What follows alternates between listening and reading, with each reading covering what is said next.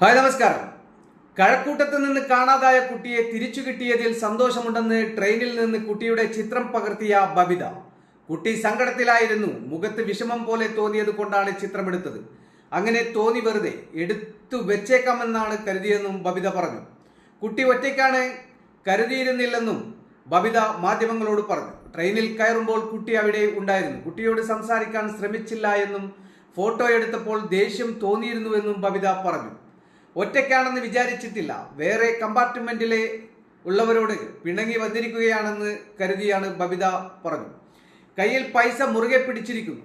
ഇത് കണ്ടപ്പോൾ പന്തികേട് തോന്നിയിരുന്നു. ഒപ്പമുണ്ടായിരുന്ന 2 സുഹൃത്തുക്കളുമായി കാര്യം സംസാരിച്ചിരുന്നു.